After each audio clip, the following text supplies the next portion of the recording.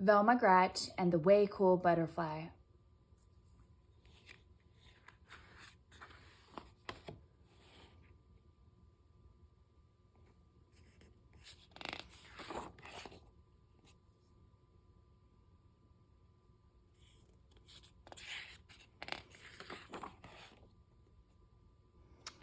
Velma Gratch and the Way Cool Butterfly.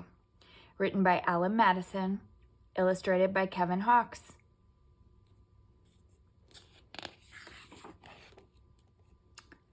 Velma Gratch was the youngest of the three Gratch sisters. Frida, the oldest, had gone through first grade first, followed by Fiona. Now it was Velma's turn.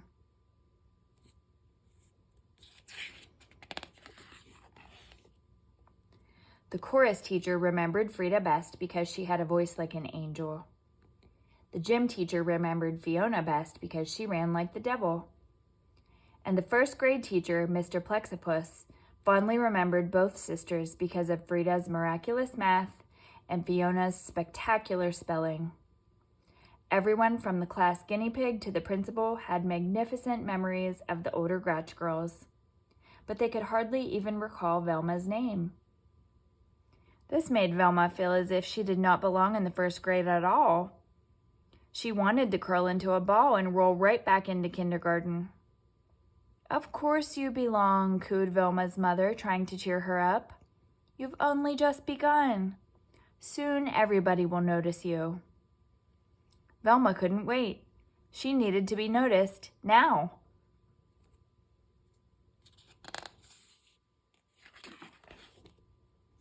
In chorus, she sang loudest so that the teacher could hear her best. In gym, she ran slowest so that the teacher could see her best. And in class, she refused to read and muddled her math. Mr. Plexipus lamented that she was the first Gratch sister ever sent to the principal's office. This brought a small smile to Velma's lips. "Littlest Gratch, why are you singing so loudly in chorus and running so slowly in gym?" inquired Principal crossly. "Because," answered Velma, "I want you to remember me just like you remember Frida and Fiona." The principal's owlish eyes opened wide. "But my dear, those Gratches are remembered for good things." Velma's small smile pretzel twisted into a full-blown frown.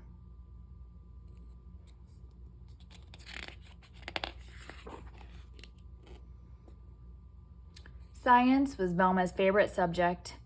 She had learned many fabulous facts like how a rainbow is born and why a volcano burps. The latest lesson was about butterflies. Mr. Plexipus explained that a butterfly starts as an egg. The egg turns into a caterpillar.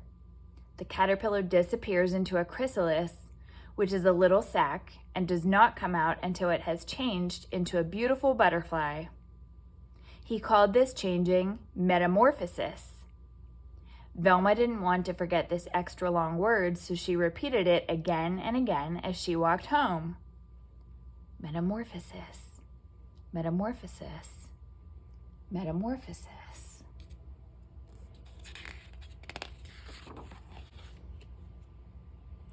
"Frida, when you were in first grade, did you study butterflies?" Velma asked her oldest sister. "No, we learned worms," Frida replied. "Fiona, when you were in first grade, did you study butterflies?" Velma asked her middle sister. "No, we found out about frogs," Fiona stated. "Well," said Velma proudly, "we are studying butterflies and metamorphosis." "That's way cool," Frida declared, and Fiona bobbled her head in way cool agreement.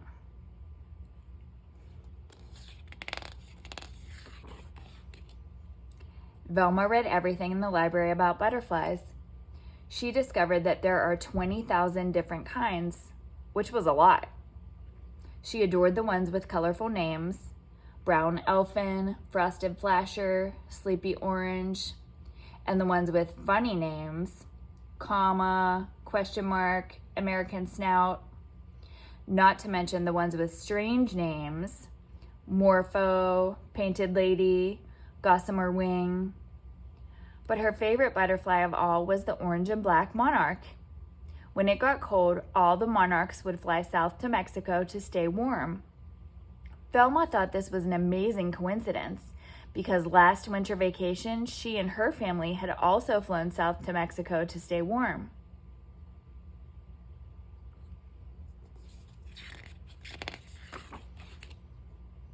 In science, Mr. Plexipus announced that they would take a class trip to the Butterfly Conservatory, a place where real butterflies were collected and cared for.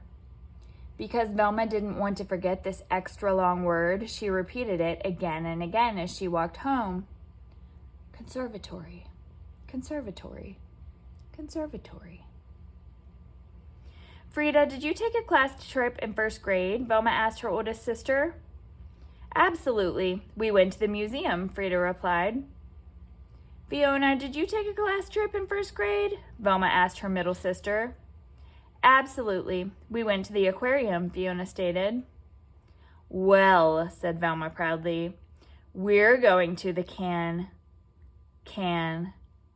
serve the story. That's way cool, Frida declared, and Fiona bobbed her head in way cool agreement.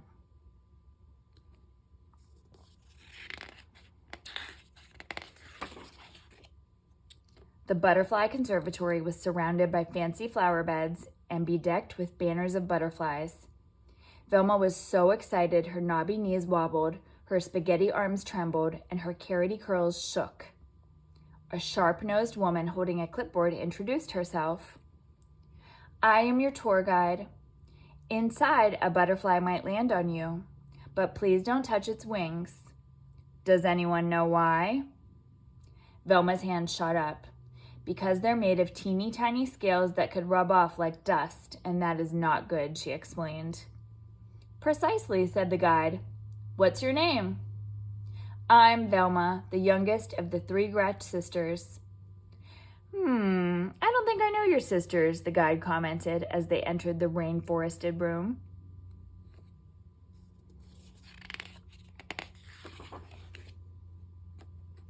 It was a magical space slathered in tall trees and tangled vines. Water gurgled over rocks and butterflies of every variety. Giant swallowtails, short-tailed skippers, pygmy blues, and best of all, monarchs flew up to forever. The guide explained that when it got colder in a couple of weeks, she would take the monarchs into the park and let them go free so that they could fly to Mexico. This traveling was called migration. Because Velma didn't want to forget this extra long word, she repeated it again and again as she walked through the rainforest. Migration, migration, migration.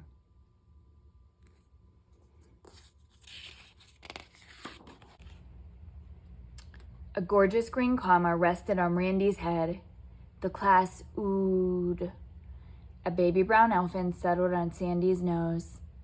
The class ahed. A big blue morpho alighted on Andy's shoulder. The class gasped. But not one single butterfly landed on any part of Velma. Time to leave, instructed Mr. Plexipus as they neared the exit. A tear formed in a distant corner of Velma's eye. All she wanted was one single tingly touch of a butterfly. On a nearby branch sat a most lovely monarch. How she yearned to pet those velvety wings. She moved slowly. The class was leaving. One more inch. It was so pretty. She froze. If she touched its wings, it might. Velma couldn't do it. She couldn't hurt a butterfly. Come now, Velma, we have to go. Sadly, Velma turned away. And at that very moment, the most marvelous thing happened. The monarch hopped from its branch and roosted right on Velma's finger. Delicate wings slowly folding, antennae twitching, weightless and wondrous, the insect sat. Velma was in heaven.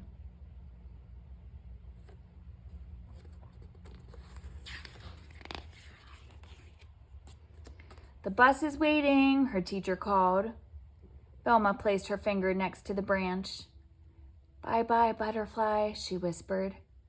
But the monarch didn't move. "We're closing," said the guide. Velma lightly blew on the butterfly. It didn't budge. Without ever touching the butterfly's wings, everyone tried to get the monarch to fly, crawl, or walk off Velma's finger. But nothing worked. At last, Velma was told to leave with the butterfly still perched on her pointer. It stayed there on the bus ride home.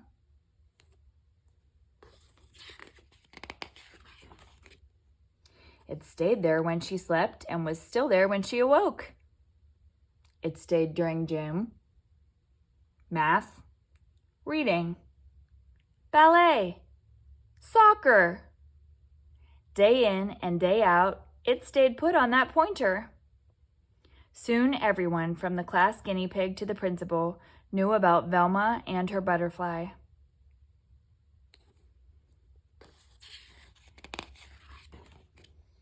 Mr. Plexipus lamented that Velma was positively the first Gratch ever sent to the principal's office twice.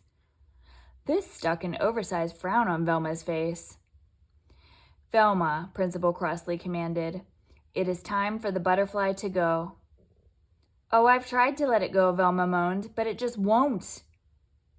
"Well, no one will ever forget this," the principal fumed. Velma's frown pretzel twisted into a small smile. "Hey, I know what to do," she proclaimed. "My grayson." Velma paraded Principal Crossley, Mr. Plexipus, her class, Frida, and Fiona to the park. Car horns honked. People yelled. But despite all the commotion, the monarch did not move.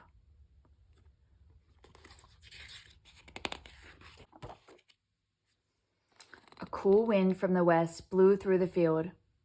In the middle stood the tour guide from the conservatory, carefully opening an enormous sack. A single monarch butterfly stepped out, looked around, and flitted away.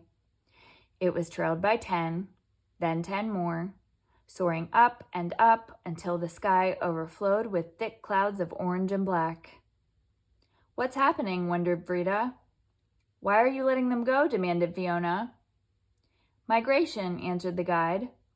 "Migration," repeated Velma. The wind tousled Velma's hair and tickled her butterfly's wings. The monarch jumped onto her nose as if to give her a kiss, and then took flight to join its friends. Over the treetops it flew, over the skyscrapers, and up into the wild blue, orange, and black yonder on its way to Mexico.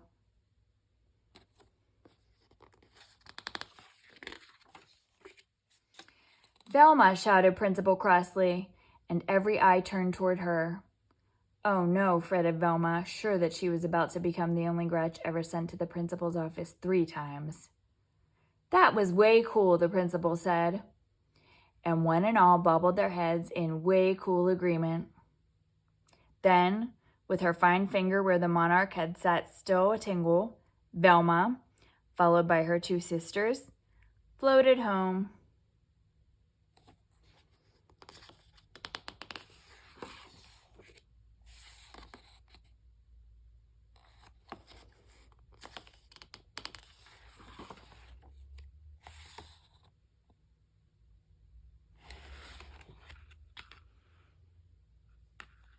The end.